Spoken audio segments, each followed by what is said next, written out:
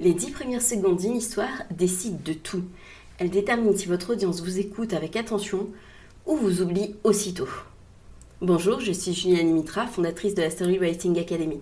J'accompagne celles et ceux qui veulent transformer leur vécu en récits qui inspirent, vendent ou représentent.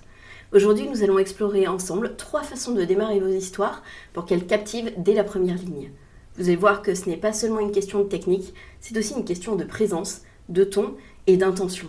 Parce qu'une bonne ouverture, ce n'est pas un détail, c'est un appel irrésistible au voyage, la promesse que ce qui va suivre vaut la peine d'être écouté. Technique numéro 1, commencez par une affirmation choc ou une surprise. Le cerveau humain est câblé pour réagir aux surprises. Quand vous commencez par une phrase inattendue, vous brisez la routine et forcez votre audience à se concentrer. Par exemple, Chimamanda Ngozi Adichie ouvre sa conférence TED par « Je suis conteuse ». 3 mots et déjà tout est dit. On comprend son identité, on sait que des histoires vont suivre et on veut rester. Autre exemple, Steve Jobs, dans son discours à Stanford, commence par « Aujourd'hui, je vais vous raconter 3 histoires de ma vie. C'est tout ». Une simplicité déconcertante qui a attiré car elle était inattendue. Vous aussi, vous pouvez utiliser ce principe. Imaginez démarrer par « Le jour où j'ai failli tout abandonner » ou « Ma plus grande réussite est née d'un échec humiliant ». Ce type de phrase agit comme un électrochoc. C'est même la raison pour laquelle sur YouTube, le concept de clickbait est encore très répandu. Elle pose un mystère qui appelle une résolution. Dès lors, votre audience n'a plus qu'une envie, restez pour écouter la suite. Technique numéro 2, plongez votre audience dans une scène. Plutôt que d'expliquer, montrez. C'est le fameux show don't tell. Laissez votre audience ressentir ce que vous avez vécu. Utilisez les 5 sens, les odeurs, les sons, les couleurs, les textures, les goûts.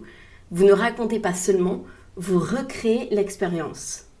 Par exemple, Annie Ernaux capture souvent ses souvenirs par des détails minuscules mais évocateurs.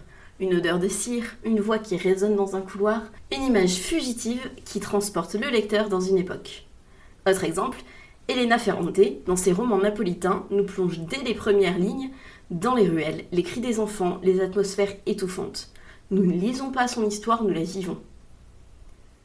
Au lieu de dire « j'étais stressée », commencez par « mes mains tremblaient tellement que je n'arrivais pas à boutonner ma chemise ». Soudain, votre stress devient palpable. L'audience ne se contente plus de comprendre, elle partage la sensation. C'est la différence entre un spectateur passif et un témoin immergé. Enfin, 3e technique, posez une question provocante. Une question bien choisie transforme votre audience en partenaire actif. Elle crée un dialogue intérieur. En l'espace d'1 seconde, vos spectateurs ne sont plus passifs. Ils cherchent une réponse en eux-mêmes. Par exemple, Oprah Winfrey demande parfois « Qu'est-ce que vous savez avec certitude ?» Peu de mots, mais une invitation immédiate à l'introspection. De la même façon, Simon Sinek interroge « Pourquoi faites-vous ce que vous faites ?» Une question aussi simple, mais qui ébranle les certitudes et suscite une réflexion profonde. Vous pouvez faire la même chose avec vos propres récits. Avez-vous déjà eu l'impression d'être invisible dans une pièce pleine de monde ? Ou quel est le moment où vous avez su que votre vie avait basculé ? Ces questions ne demandent pas seulement une réponse. Elles ouvrent un espace où chacun se projette et où votre histoire devient un miroir dans lequel le public se reconnaît. Une ouverture n'est pas qu'un hameçon, c'est une promesse. Elle doit donner envie de rester, mais aussi annoncer la couleur du récit. Une phrase drôle prépare à un ton léger. Une phrase grave prépare à un récit plus profond. Ne cherchez pas seulement à surprendre, cherchez à inviter au bon voyage. Du coup, ne tombez pas dans le clickbait. C'est comme ouvrir la porte de votre maison. La manière dont vous accueillez vos invités conditionne la manière dont ils vivront ce qu'il se passe à l'intérieur. Et ils ne doivent jamais se sentir trahis. Quand j'ai commencé à partager mon histoire en tant qu'enfant placé, je commençais par des faits neutres, des dates, des institutions, des chiffres. Les gens écoutaient poliment, mais restaient à distance.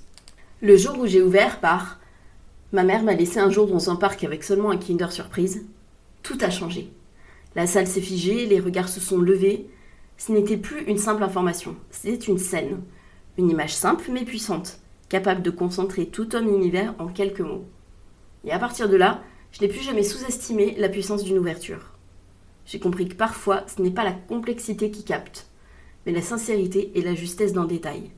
C'est exactement ce qui fait que vous pouvez avoir le meilleur fond, la forme importe. Les 10 premières secondes d'une histoire sont comme le premier regard dans une rencontre. Elles décident de la suite. Si vous entrez timidement, l'audience risque de passer son chemin. Si vous ouvrez avec force, curiosité et intention, vous capturez l'attention plus facilement et vous pouvez ensuite leur offrir bien plus qu'une histoire. Une expérience à vivre, une émotion partagée, un souvenir qui restera. C'est là que réside la vraie magie du storywriting et du storytelling. Si vous voulez apprendre à maîtriser toutes les étapes du storytelling, de l'ouverture qui accroche à l'impact qui reste, rejoignez-moi dans la Storywriting Academy. Abonnez-vous pour plus de conseils concrets